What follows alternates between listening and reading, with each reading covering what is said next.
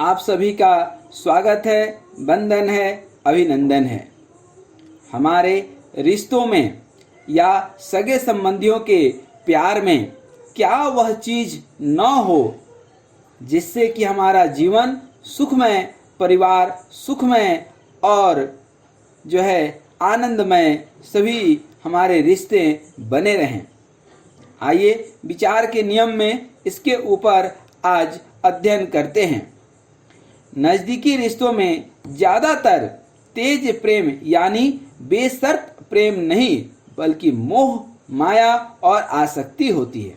जितनी नज़दीकी की रिश्ते होते हैं उसमें शर्त वाली प्रेम होती है, जबकि प्रेम तो किसी कंडीशन से नहीं, किसी शर्त में नहीं बंधता है।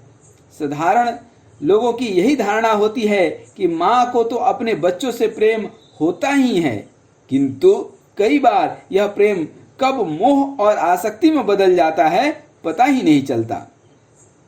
बेशर्त प्रेम और मोह में महीन एकदम पतली लाइन है। आइए इसे एक उदाहरण से समझते हैं। बच्चे के बीमार होने पर यदि माँ अपना ध्यान न रखे, बीमारी के कारण बच्चा खाना न खा रहा हो तो माँ भी भूखी रहे, रात में बच्चे के सो जाने के बाद भी चिंता में खुद जागती रहे, तो यह अंधा प्रेम है।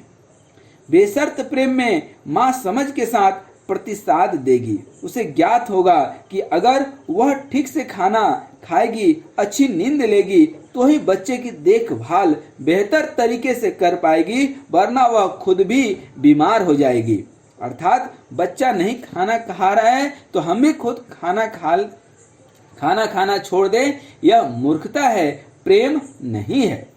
दूसरे उदाहरण से भी समझिए कि कई बार माता पिता का मोह बच्चे को बिगाड़ देता है, अर्थात अति प्रेम बच्चे का जीवन बर्बाद कर देता है। उसको हम समझदारी और संस्कार नहीं दे पाते हैं जो उन्हें उस वक्त समझ में नहीं आता है और बाद में पछताना पड़ता है। जैसे बच्चे के गलत व्यवहार को देखकर भी उसे अनदेखा करना माता पिता का मोह है। जैसे धृतराष्ट्र ने दुर्योधन के साथ किया। दुर्योधन बचपन से ही गलत कार्य, ईर्ष्या, भय, अहंकार इन सब चीजों में फंसा था, लेकिन पितृमोह के कारण वह सुधर नहीं पाया। उसके पिता उसको डांट सकते थे, बोल सकते थे, लेकिन ऐसा नहीं हुआ। अलग अलग रिश्तों में इंसान मोह में फंसकर उसे प्रेम का नाम दे देता है। लोग मोह को, माया को, आसक्ति को मोहब्बत समझ लेते हैं और मोहताज जीवन जीते हैं। यह भ्रम लोगों को सिनेमा और टीवी देख देख करके ज़्यादा होता है। उन्हें लगता ही नहीं है कि वे मोहताज बन रहे हैं। जब इंसान मोह का गुलाम होता है तब वह रिश्ते नातों में कोई गलत होते हुए भी सामने वाले की ही हाँ में हाँ मिलाते रहता है, क्योंकि उसे डर होता है कि मैंने ऐसा नहीं किया तो फला मेरा काम नहीं करेगा, मुझसे नाराज हो जाएगा, इत्यादि इत्यादि।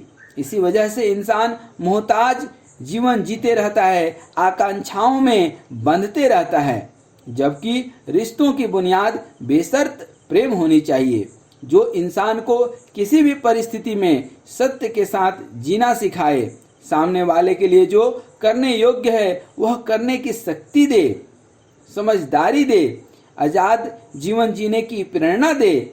आइए इसे एक और उदाहरण से समझ लेते हैं। एक गृहिणी का, अर्थात जो हाउसवाइफ है, उसका बेटा बहुत शरारती था और पढ़ाई में भी काफ़ी कमज़ोर था। गृहिणी हमेशा अपने बेटे को पढ़ाई करने हेतु जोर जबरदस्ती कर अपशब्दों का इस्तेमाल किया करती थी, जैसे कि तू पढ़ाई नहीं करता, हमने तुम्हारी पढ़ाई के लिए इतने पैसे खर्च किए, तुमने तो हमारी नाक में दम कर रखा है, इत्यादि इत्यादि। अर्थात हमेशा नकारात्मक विचारों को अपने बेटे के ऊपर थोपते रहती थी। माँ के कहे नकारात्मक वाक्यों की वजह से धीरे धीरे बेटा पढ़ाई से और दूर होते गया और वह 9वीं कक्षा में फेल हो गया। इससे वह काफ़ी निराश हो गया। माँ से बेटे की हालत देखी नहीं गई, तब उसने ठान लिया कि अब मैं अपशब्द कहकर अपने बेटे को पढ़ाई के लिए जोर जबरदस्ती नहीं करूंगी, उससे प्रेम से बात करूंगी, उसे उसके हिसाब से पढ़ाई करने का मौका दूंगी। यह सोचकर माँ ने बेटे से कहा, आज तक हमने तुमसे जो भी नकारात्मक संवाद किए थे उसके लिए हमें माफ कर दो। तुम अपनी क्षमता के अनुसार जितनी हो सके पढ़ाई करो और कितने भी नंबरों से पास हो, आज के बाद हमारे प्रेम में कभी कमी नहीं आएगी। अर्थात प्रेम बच्चे के पढ़ाई का मोहताज नहीं होनी चाहिए, या बच्चे को शरारत करने का मौका तभी मिलता है जब माता पिता उसे प्रेम नहीं दे पाते हैं, अर्थात सकारात्मक प्रेम नहीं दे पाते हैं। यही है बेशर्त प्रेम की पहचान, जिसे सुनकर बेटे के मन में पढ़ाई का डर और बोझ दोनों उतर गया। उसने नए सिरे से पढ़ाई शुरू की और जब रिजल्ट आई तब उसे पास हुआ देख माता पिता बहुत खुश हुए, साथ ही उन्हें बेशर्त प्रेम का चमत्कार भी दिखाई दिया। प्रेम कोई जरूरी नहीं कि हम किसी से प्रेम करें तो वह भी हमसे प्रेम करे, नहीं, एक तरफा ही सही मगर प्रेम तो होना चाहिए। आप सामने वाले से उम्मीद न रखते हुए स्वयं आप प्रेम करें, प्रेम ही जीवन है। इस तरह इंसान मोह को न रखते हुए यदि प्रेम से काम ले तो वह अपने रिश्तों के लिए सहयोगी बन सकता है। वह परिवार में बेशर्त प्रेम बांटकर सभी को आनंद दे सकता है और खुद भी आनंदित जीवन जी सकता है। अतः अपने आप से पूछे कि दूसरों को मोहताज बनाकर खुद मोहताज बनना चाहते हैं या लोगों को मोह से आजाद करके आजाद जीवन जीना चाहते हैं। यह आपका अपना पसंद है। स्वयं से फिर से पूछिए कि आप दूसरों को मोहताज बना करके खुद मोहताज बनना चाहते हैं या लोगों को मोह से आजाद करके, माया मोह से अर्थात आसक्ति से आजाद करके जीवन जीना चाहते हैं। इस संपूर्ण विचार दर्शन में प्राप्त हुई समझ के आधार पर हर एक आजादी का चुनाव कर हर मोह से मुक्त होना चाहिए, क्योंकि मोह मोती नहीं मिट्टी है जो सबको डुबा देती है। इसलिए समझ के साथ मोह का त्याग करें और उपेक्षाएं और मोहताज बन करके जीवन न जिएं। ईश्वर या प्रकृति या कुदरत जिन्हें आप अपना आराध्य मानते हैं उनसे यही प्रार्थना करें कि जीवन में हर चीज अलगाव के बक्से में मिले, यानी जो भी मिले उससे आपका चिपकाव न हो, प्रेम हो आसक्ति न हो। प्रेम में और आसक्ति में बहुत अंतर है। आज युवाओं को हम देखते हैं तो यह प्रतीत होता है कि आज के युवा प्रेम कम समझते हैं और वासना खास करके शारीरिक आकर्षण में ज़्यादा फंसते चले जाते हैं। वहाँ प्रेम नहीं वासना है। तभी तो आए दिन न जाने कई तरह के समाचार मिलते रहते हैं। हमेशा स्मरण रखें, रिश्तों में जोर जबरदस्ती या धन दौलत काम नहीं आती, बल्कि आज़ादी और बेशर्त प्रेम ही मददगार साबित होता है। अतः मोह माया और अज्ञान के अंधे न बने, बल्कि बेशर्त प्रेम देने वाले ईश्वर के बंदे बने, ईश्वर के द्वारा आपकी कृपा पात्र बने।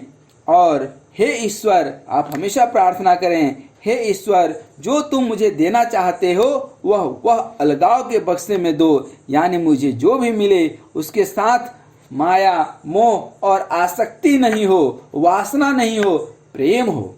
जीवन में वासना नहीं उपासना हो, जीवन में घृणा नहीं हमेशा प्रेम हो, और प्रेम भी शर्त के साथ नहीं बेशर्त प्रेम हो, कहीं कोई कंडीशन नहीं हो। हम अपनी आकांक्षाओं के तले किसी से प्रेम न करें, बल्कि निस्वार्थ भाव से हम प्रेम करें, तो हम इस प्रेम से अपने जीवन में सुख शांति और सौहार्द के साथ ही समृद्धि का जो है अनुभव कर सकते हैं। इन्हीं शुभकामनाओं के साथ आपको तहे दिल से धन्यवाद।